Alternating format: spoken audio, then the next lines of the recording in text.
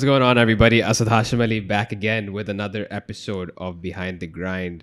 This is the podcast where I sit with people who are doing cool shit on a regular basis, people whose grind I admire, people whose story I admire, people who are just constantly pushing the ballot, pushing the ante, doing big shit in this big, big world.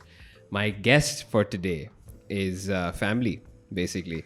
She is an aspiring or a current football player. She has always been someone who I've known to be away from the pack only to show them which way to go. Her name is Suha Hirani. And if you know anything about women's football in this country, you know that there's a lot happening. And we were about to go for this peak. But unfortunately, sometimes things don't roll in our favor in this country. Soha, how are you? I'm good, Asad. How are you? Very well. How's that introduction? Pretty decent. I think you set the bar pretty high. I'm not that great, but I'm glad you think of me like that. No, I've always seen you like that. And thank you so much for coming on. Because I know that this, since I've known you, I've known football has been like a very big part of your life. And this is actually the first time I'm bringing someone in to talk about some current affair, which is not something I normally do. I tend to stay away from these topics, but I felt that, might as well shed some light on it. So first off, like, tell everybody a little bit about your background, about where you were. You were not in Karachi for a while, but how did football come in your life? Where did you take it outside the country? And now what are you doing? Yeah, so the first thing to know about me is football is everything for me. It's my passion, it's my life. And I know you have to keep things on the side because football is not a realistic career in this country, but anyone who knows me will just associate me with football because that's everything I do. Bit of background on me, I actually came into football pretty late on, considering that everyone starts when they're younger, because I wasn't aware that women's football actually existed in Pakistan. So I came across it at the beginning of A levels when I was 17. I had played a bit when I was younger, and growing up, I used to always have a ball with me everywhere I went. I used to kick a ball at my house, but never actually trained football, took it seriously, or like realized that it was my thing. But played here for 2 years, and then I went for university at UC Berkeley in California, and continued to play over there. And whole new ball game over there, but an amazing experience. And now I'm back in Karachi since I've graduated and playing football again, and hoping to take that somewhere. So that's a bit about me. Sweet. So in Berkeley, as far as I've seen from your Instagram, but then also from your brother, Berkeley has a pretty big football scene, right? Yeah, so women's football in the US is massive. It's like the thing they're known for. Like everyone knows that the men's team is shit. Yeah. But the US women's team is like the Big gold ass. standard of women's football in the world. They're unbeatable, like to put it that way. They just won the World Cup in 2019, and they're on like this unbeaten run, like 30 plus games. They just keep winning or like drawing. But women's football in the US is as high as it gets. So it's very competitive. Every other girl knows how to play football. So walking there from Pakistan was eye-opening for me because I wasn't aware of how amazing girls could be at football. So I had gone in just playing 2 years of football, and those 2 years I'd learned a lot. I'd actually become really good because I worked my ass off as soon as I figured out this is what I want to do. And so when I got to Berkeley, I couldn't make varsity because that is another level of quality and skill and everything. But I tried out for the club team at our school, which is a level below varsity. And I barely made the B team. And I was grateful that I made it because they saw that I had that in me, that raw passion, talent, everything. And so I started working hard again and eventually made the A team and started playing as a starter for the A team and kept trying to get better. So I was very privileged because everyone around me was better than me. And I had to get to their level. And that's where you learn the most under pressure. You can either melt or you can rise. And I was grateful that I had that desire in me to, like, even when you're the worst, just keep pushing till you're not the worst and try to become the best. So that whole experience was like very integral in getting me to where I am in women's football here as well. I wouldn't have been that good if I hadn't been challenged to that level, and if I hadn't been surrounded by people who were so skilled. Like they had the opportunity to play D1 and they chose to go to Berkeley, and I was just surrounded by such such a wonderful group of girls and taught me so much and ended up becoming my best friend. So that was a great experience overall. And you chose to come back. Yeah, naively I chose to come back, some might say, but um, I knew that I wouldn't have a football career in the US because things are so advanced over there that you need to be playing since you're 3 or 4, and 17 is not where you start at. So when you were 17, you said that was when you started playing competitively. That's when I started training. Okay. Before that, I used to play with the guys in school sometimes. Mostly I would just kick a ball in my backyard with Saad, Yeah. my brother. So when I was 17, what happened was my friend reached out to me and she was like, hey, this guy coaches women's football at my school. And at KGS, they didn't have women's football. So I didn't even know this was an option. And she's like, there's this whole new world out there. And she introduced me to Karachi United. And I had no idea this world was out there. And so I went out on a limb and I went to the first. They had a youth academy, so they have a really good setup. They have youth academies and under 13, under 15, under 19. So I went to the under 19 one, and as soon as I walked in, I just remember being in awe of just the energy you get from a place. Sometimes you walk in and you know that's it, that's what you've been missing. And that's where it all started. I started the youth academy, and then 6 months later, I went to the women's team, and then started like just playing every day in my backyard, trying to become better, just working hard, going to the gym, playing every single day, and yeah, that's where it all started. So, and now you played in Berkeley for 4 years. Yeah. You spent another year there, Yeah, I spent another 8 months. I was doing an internship. which was not fun considering that it was lockdown as well. Yeah, it was tough because I was applying to jobs and I got this internship, and it was fun, but it was not what I wanted to do because for me, like, yeah, I can immerse myself in that world, but there's always something pulling me from Karachi. You know how it is. Like you leave and you want to come back, and when you come back, people are like, "Why did you come back?" It's kind of a shit show sometimes. But at the end of the day, I wanted to do something with women's football, and a lot of people probably still think that was a stupid decision to come back. What do you think? Primarily I think that if I didn't come back, I would regret it. And as much as whatever we go through in football, whatever's happening right now, I never regret the decision to prioritize football. I've done that my whole life. Even in college, like, if I had exams, people were like, "Why are you going? Like, are you insane?" Yeah, let's go play. Like 30 minutes before my exam, I'm like playing football, and I've never ever put football second. Even my family knows that. My friends know that when football comes, everyone's out of the picture. So Awesome. I wouldn't say that I regret that decision, but there's a lot of obstacles that come with it, and we're gonna have to learn how to navigate that because Karachi's a whole new world. It's so many things to navigate over here. And you came back like what, 6 months ago, right? 4, 5 No, months ago? I actually came back in Jan, mid-Jan. In Jan, yeah. So 3 months. 3-4 months. Yeah. Yeah. So you came back and you are already facing the brunt of I am. this industry, so to speak. It's a reality check. And for all those who don't know what's happening? So basically, just to give you a bit of background on how much hope we had before everything went down. When I came back, we started training for the National Women's Championship that happened. Started on March 8th, which was International Women's Day. So this was the biggest, best championship we've ever had in the history of football in Pakistan. It was exceptionally organized. Everything was perfect. We had excellent media coverage. Everything was live streamed. We had record prize money. Like we had 10 lakhs prize money for the winners, 7.5 for the runners-up, 5 for the third place. Individual prize money up to 85,000 for getting best player, top scorer, best midfielder, best defender, best holding midfielder. Unheard of prizes to motivate people to actually perform their best. And showing people the potential. Yeah, exactly. This was the first time we had 20 teams in the national championship. Usually we have 2 groups of 4. And you have qualifiers, but you have 2 groups of 4 with the best teams. But this year they're like, no, we want to get as many teams as possible. We had international players come in, which has never happened before. We had 4 of Nepal's best national team players, and they were amazing players. So we had a lot of competition this time.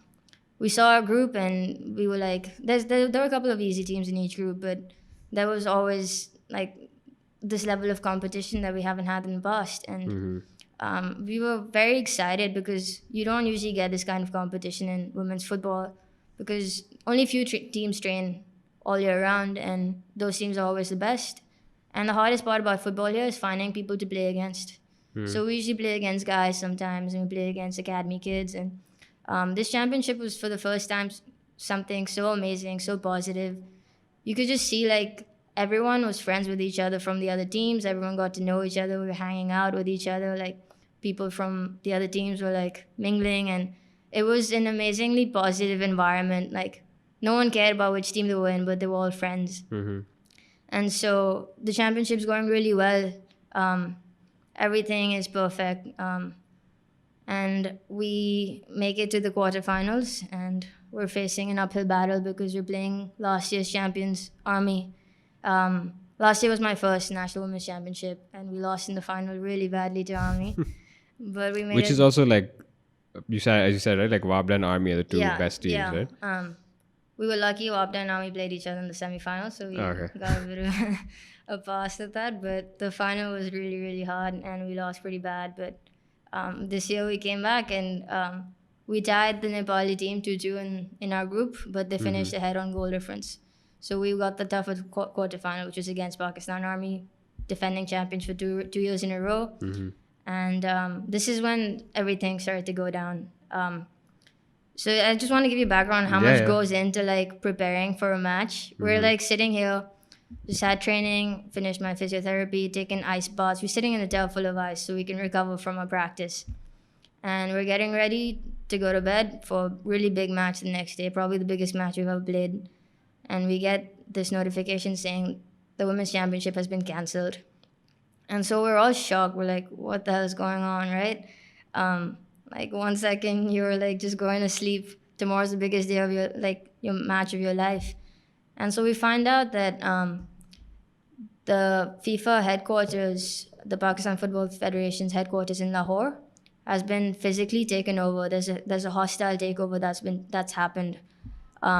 So this all stems from Pakistan's poor history in football. Pakistan had been banned by FIFA in 2015.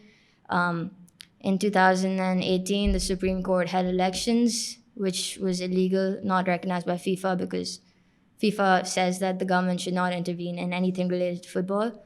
And they had elected this guy called Ashfaq Hussain Shah. FIFA didn't recognize this, and football was a shit show back then, so they put in place a committee to get things under order. It was called the Normalization Committee.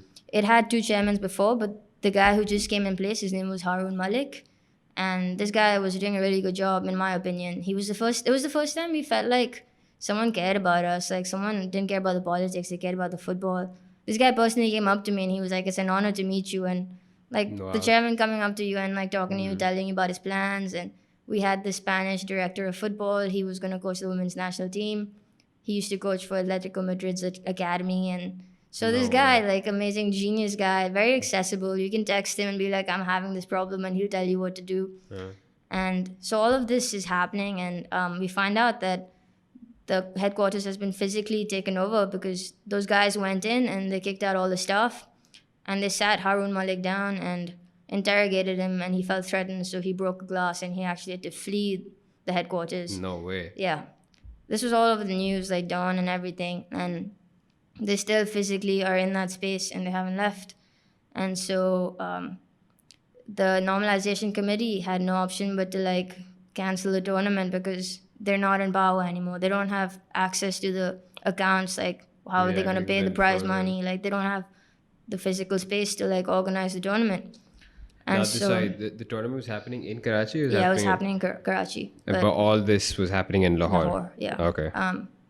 So this happens, and we spoke up against it. Immediately, people released videos saying, let us play, let us play. And so these new guys are like, okay, fine, we'll let you play. And so we faced this decision whether or not to play the quarterfinal because we don't want to play it under these guys, but it's football, and choosing not to play football is the hardest thing you can tell a player to do, because at the end of the day, all of us don't want anything to do with politics. We just want football. And so they reorganized the schedule, gave a very shitty schedule, quarterfinal, 2 दिन बाद semi-final है, 2 दिन बाद final है. मतलब our bodies are made of iron or something that तो we don't need जल्दबाजी में rest. बस सब They don't wrap it care. up. Yeah. So we decided to play the quarterfinals under protest. We had posters, armbands. We were on our knees before the match, saying that we don't approve of anything that's happened, but we're going to play for the sake of football, so we can show what women are capable of through football. And that was an amazing match. We won 4-3 in extra time. Scored 2 goals, thankfully. Winning penalty, very intense. Best part was beating the people who beat us so badly last year. And one downside was one of our players decided to sit out, and 2 of their best players decided to sit out as well because they personally didn't feel right playing, and I totally supported their Respect, yeah. decision. And I was in that position as well, and we were all so confused the night before the quarterfinal. Khelna hai, nahi khelna hai, back and forth, back and forth. Everyone is giving their 2 cents, and so we decided to play. And while all this is happening, FIFA has given an ultimatum to the guys in place saying, you either get out by 31st March at 8 p.m., vacate the premises and hand over everything back to the normalization committee, or else we're going to suspend Pakistan and ban them from international football. And the implications of this are massive. Banning Pakistan from suspending its membership means we don't get to have a national team, we don't get to play international matches. Everything that we look forward to is scrapped overnight. Yeah. So we're sitting one day, we're like, oh, national team's going to be formed in May. We're going to have like 2 months of training. We're going to play Asian Cup qualifiers in September, and we're going to have opportunities after that because people might notice us and we might get to play abroad. And we've been training our asses off for this moment. And all of that goes out of the window just by this one guy deciding to take over because he feels like he has some divine right over football in Pakistan. And so this happens, and deadline passes. He doesn't leave. He actually releases a message in which he's like, I'm trying to do a lot for Pakistan football. And the normalizations committee's mandate was to have elections, and they haven't had elections yet. His opinion being that if elections are to happen, football can't happen. बस दो साल बैठ के आपने elections arrange करना है, football खेलना ही नहीं है. That's his opinion. He's like, these guys aren't doing elections, but these were the first guys who actually prioritized football over politics. Yeah. And I'll admit that maybe they should have announced a roadmap to elections to satisfy like people who are criticizing him. But at the end of the day, like, we get suspended by FIFA. And so yet again we face another decision. Should we play the semi-final under these guys? And now, like, the game's over. We've been suspended. Before, we didn't know if we had been suspended, so we decided to play the quarterfinal. So we're deciding whether we should play or not. And we come to the conclusion that it is unethical at this point to play under people who have done this to Pakistan football single-handedly. And so this is definitely the toughest decision I've ever had to make, because a few of us decided for the team whether we should play or not, and decided not to play. Because there's very few instances where something comes above football, and at this point, you have to look at the bigger picture. Yeah. What is this match going to do for us? There's no credibility. FIFA is not going to recognize the results, and we don't want to be associated with this guy in any way. So all of this happens, and this is where we stand now. Is like 2 other teams backed out. They canceled the championship because there was no one to play it. And we didn't get any of the prize money, which was disappointing because it was a lot of money, and we were looking forward to like some sort of monetary reward, that because we don't get paid as players. Like Army and Wavda players usually get paid, and very few others get paid. But clubs like Karachi United and all these clubs locally, they don't usually pay their players. Because you guys are also doing it out of like your own passion as well, right? Like right now, it makes sense that this is such a small space. Is that this tournament was actually leading up to all these clubs seeing the potential with what can be used. People started to realize that it could be professional sport. Because growing up, what you need to show people is that this can be your career. You can make money out of it, and you can do things out of it. Because at some point, you'll train people, but they'll stop playing when they're 17, 18, because they're like, we need to think about life and how to make money. And this was a big step in making Pakistan football professional. And unfortunately, that was taken from us. So that's where we stand right now. FIFA suspended us and said that unless these guys leave, we're going to ban Pakistan from, and they have banned us from international football. And that ban is still on? That ban is still on, and we're lucky that they haven't given a time frame. They haven't said it's a 5-year ban, which is what we were expecting. But I think if this drags on longer and they don't get out, then they're gonna put a time frame on it as well. What do you think is this is since this has happened before? Yeah. And 5 years ago, was the women's football scene this big or this popping? No. I was new to it, so I didn't even realize the politics of it. I just came in to play, and we still had stuff going on. We used to train all year round. We would play against guys, and it was a higher level than women's football, so we were happy with that. And we would have private tournaments, so like State Bank Championship or like something else happening. Very, very little prize money, like negligible. But KFC खिलाना ना सबको. yeah, so there's this actually really funny picture of me. Like, there was this tournament we won, and I got top scorer or something. And we're taking a picture after the tournament, and I'm sitting there looking at my envelope because it says 2,000 rupees, and that's what I won for it. And I was like, this is sad, but that's where we were at. We were just enjoying playing football, and I hadn't actually been exposed to the women's national team ever because I started playing and it was banned, and we weren't that aware of the problems back then. But people who have been in this industry for much longer than I have, they felt the pain twice now. And this is what I want to get at, was that because this happened 5 years ago, has the older lot come up with some kind of solution to fix this, or have they come up, like, have they learned from the past? Yeah, like, I mean, bans, we mistakes, lost a lot and- of players because of that.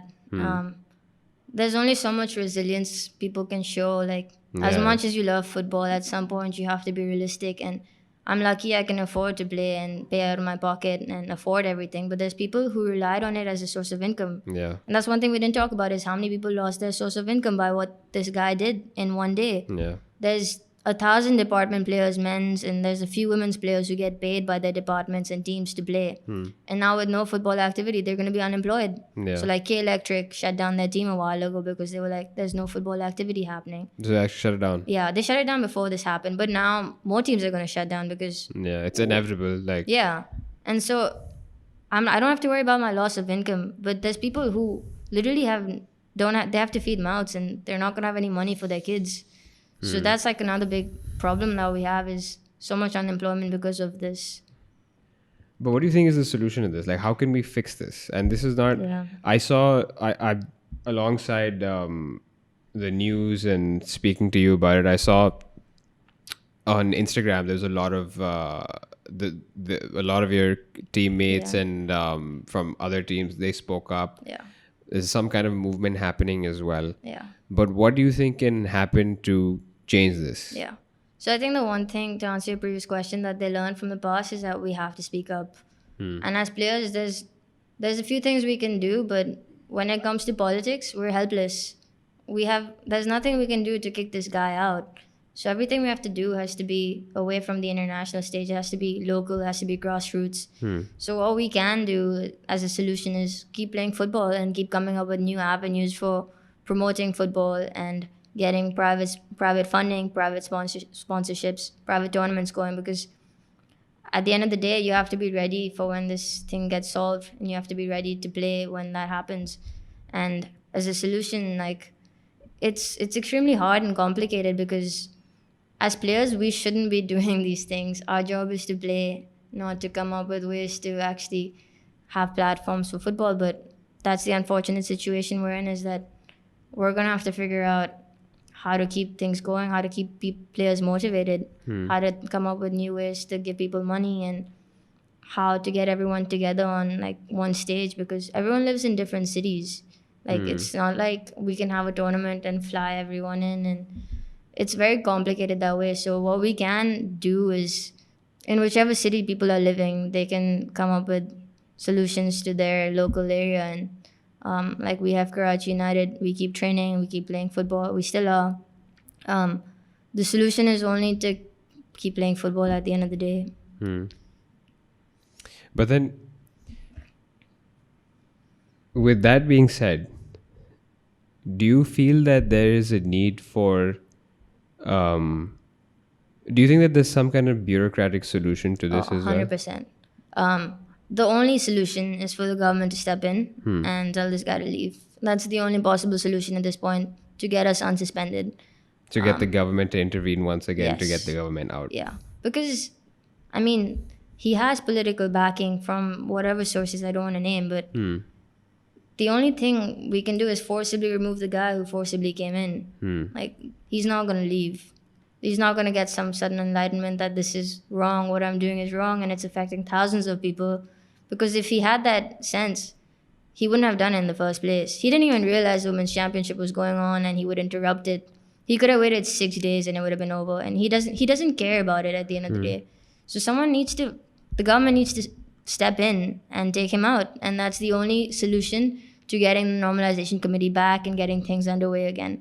So the bureaucratic solution is for Imran Khan or his team to get this guy out. And do you think that there's something that those who are not directly involved with this could actually do something? In what sense? Like, at the end of the day, it's a few circumstances which actually get people together, right? Yeah. This is one of those. Yeah. This is because I don't just see this as an issue of today that's affecting you. There's, just like you said it, there are girls sitting in Liari or in Baltistan who would love to play football as a career. Yeah. But unfortunately, to be able to pay their club fees and be able to train, they've got to pick up some kind of job or some kind of side hustle just to make those ends meet, Yeah. only for them to then grow up and then have to take care of their families and Yeah. then basically sacrifice their dreams and aspirations. Yeah. Now, one solution that is coming to my mind, which some might say is naive, but it's also about like just a collective voice, raising that collective voice, but then physically going in and actually taking charge of these things as well. It's just, I am personally just a bit upset by the fact that, well, this isn't the first time it's happened. Yeah. And we haven't learned our lesson. Sorry? We haven't learned our lesson from last time. We haven't learned our lesson, and yet not many people know that this is happening. Yeah, and as players, we have raised our voice, and you might have seen it because you follow me and everything. And I'm seeing Hajra come up on Yeah. a lot of different like she's spaces. very good with raising her voice because she Yeah. has a good following. And we actually, like, this news made the front page of Dawn's website, and it's there, but at the end of the day, the news cycle is very short, and these things. And it's just upsetting that this is always taken as something that, especially when it comes to the women's team, I feel, Yeah. is that it's just pushed under the rug.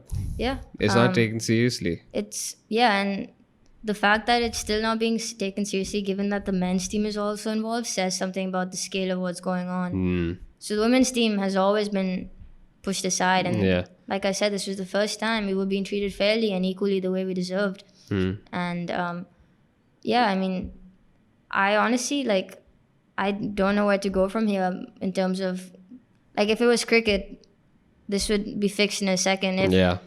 the ICC had banned Pakistan, what would happen? FIFA is much bigger than that.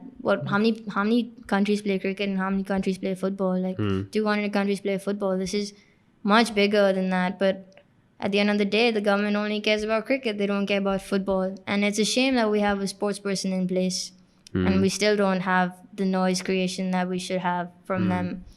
And so, like, we have created videos, and we have spoken to Geo and Dawn, and we've spoken to Al Jazeera, and there's articles out there, but Are you getting some kind of like response from them though, or are they also treating it like how the we government did get a is? response from them, and they have done their fair share, I would say, of like covering this issue, but it's not something that makes the headlines every single day. It might make the headline one day, but it's something like that people forget about at the end of the day. Is like, how do we sustain that voice we've raised? Like, Yeah. we can't keep making videos every day, but Yeah. it's a complicated situation because It is, at some level you're helpless because there's only one way to fix it. And but at some point you should realize that you always have an option. There's always something you can do, and Yeah. we're still figuring out how to be creative about this and where to True. take things forward.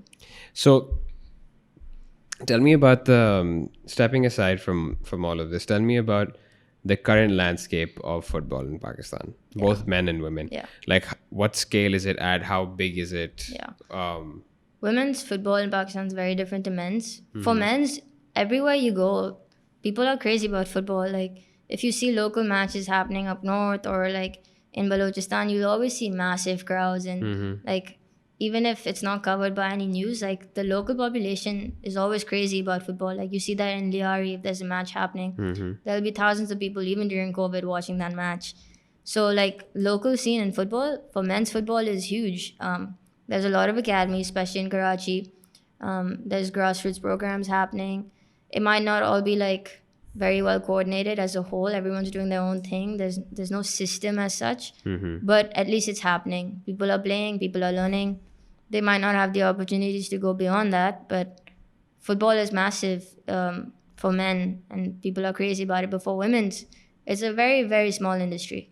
Even in Karachi, we have maybe 3 or 4 teams and maybe 2 big teams, and we're seeing it grow now because once you get media coverage and once you get money in football, people will start entering it. Yeah. And we're also at a turning point in society where people are realizing that women can do these things. Because before we still are very conservative, but We're at least acknowledging that yeah, this exists. yeah, we're acknowledging that it exists and we're pushing back on society. Like you see things happening now for women. You see Orat March happening. You see women pushing on all platforms, trying to break glass ceilings and do everything. So we're at this moment collectively in society where women are breaking barriers in everything, in every industry, and football is one of them. It goes with the trend. We're seeing people fight against their parents to play football, and I'm lucky that my parents are okay with it. But it's a growing industry in Pakistan, but it's still very small, and we might see the numbers growing, but we have to see the quality growing because we need better training, better facilities. We don't have those for women's because if you're not like making money, no one's going to put an investment into women's football. And that's, I think, where we're ideologically wrong, is that people think that you should only invest in something if it produces money. But for it to produce money, you have to invest in it. That's what they call return on investment. Yeah, exactly. You gotta be patient with that ROI. Like we've historically been underinvested in, so we deserve a bit of a push to start things going. But this basically the way you're putting it is that compared to the men's football scene is basically underfunded but needs structure, yeah, whereas the women's football team needs funding and structure. And encouragement Yeah, and a lot more push yeah.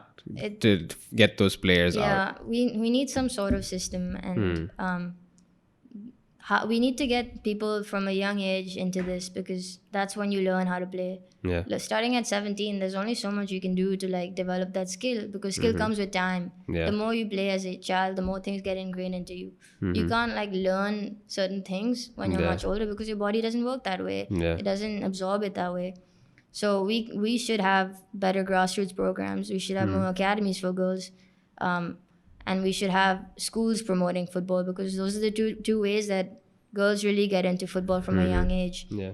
And then beyond that, after people become adults, we need like a proper game plan because as kids, like, yeah, you can play football and you can do a million other things on the side. But when you grow up, like, we don't want people quitting football because they don't think the industry doesn't exist. So we need regular tournaments. We need a league. We need something that doesn't just happen 2 weeks of the year, 1 month of the year. Happens all year round. Like, it has to be professionalized. We're a very amateur industry right now. Like, even quality wise, we're improving, but we're not there yet. Like, So when it comes to you as an individual, what was the average lifetime of a player? Like, when do you think they cut off? well, ideally at 36, but So- in Pakistan probably a little younger, maybe 32. So for you personally, have you thought about that when you decide to take a break from playing football, or when you come to that point where you can't play anymore? Yeah. What is it that you want to do for this industry, for the sector? Have you thought about that? Yeah, I have, and I don't think I'll be able to wait till I retire. I might have to be much sooner, but I do want to start my own academy and my own football club and create the space for women especially, but also for men, because I hope that we reach a point where there's no distinction. Yeah. And so, yes, I have, like, it's not something that's going to earn me a lot of money, but it is my passion, and I want to create this whole system where like children start from a young age and they not only like play over here, but I want them to be able to be so good that they can go abroad, they can get recruited from this level, which is what we should be aiming at. Right now we don't have women's players playing abroad at all because we're not there yet. We don't know these opportunities exist. Very few players are at that level skill wise. But yeah, definitely in the future I want to have my own system, because I for me, like, there's two ways to go about football in Pakistan: football for development and football for excellence. And I love the development side of it, but I've always gone for excellence because I think that people won't take us seriously unless we're good at it. Yeah. And the development side is amazing because football does so much for society, economically, socially. Like we used to have KU programs before where people had to go to school to be able to come to play football, and so you just learn so much from the sport that it helps you in everything you do. But I think that at the end of the day, you have to be excellent, because no one is going to take a player seriously if, yeah, they're playing football but they're not good at it. So in the future, I definitely want to work on excellence and making people amazing and getting their skill level higher, their fitness higher, and like bringing in the fitness industry into it, because that's one thing we ignore is we play football but we're weak as players. We're not strong enough to play internationally or play abroad. So definitely have these hopes and dreams, but it's hard to start something as a young person who's getting newly involved and understanding the politics of what's been happening. Yeah. No plans of entering the politics? No. No. It shouldn't exist, and Gotta I stay hope away it from that doesn't. shit. I swear to God, man, Too much it ruins drama. everything in Pakistan. Yeah. There's no need for it. It's such a beautiful sport that there's no need for anyone outside of who plays it. But do you think that you would want to become that person who is like this Harun Malik Saab? Yeah. Easy access. He's like that guardian angel of sorts for the fraternity, for the industry. You want to see yourself in that position? I mean, I do think there's better people than me out there to do it, because I think there's a couple of people in women's football in Pakistan who are intellectually amazing. And for me, everyone knows I'll always choose to play like jo bhi ho raha hai, mujhe bas khelna hai. I'm not as good as looking at the bigger picture as other people are, and I think there are people who would be amazing at that level, but for me, I want to handle it at the grassroots. I want to keep it small, but like keep it high quality. When you step into positions of power, sometimes what you want to do, you can't achieve it because there's so many different things happening, so many people you have to appease, so many things you have to go with, the statutes you have to obey, and you have to decide where to put the funding, and it's just too much politics at the end of the day. Even if we try to remove it, that you have to be involved in that, and I always want to just keep it small and keep it tight. Kudos to you for recognizing what your part is, what it could be. Because I've come to see this over the years. Initially you aim that you want to be the head of whatever, but we all have our limitations, and it's hard to change as a person. So you just have to recognize that your job might be something else, and there's bigger people than you out there. No, fair. So Soha, if you could go back in time, and if you could meet your younger self, Yeah. this is a question I ask everyone. I love this question. If you go back in time, you could meet your younger self. What is it that you would say to her? I would say keep working hard, because hard work achieves anything. Whatever's happening in life and football, as long as you keep training and you keep working hard and you believe in yourself, that's the most important thing. That's something you can control, because everything else might be out of your control, but you working on yourself all the time will pay off at some point. And I saw that when I went to Berkeley and I was able to play there, and that was a big achievement for me because I had been working hard.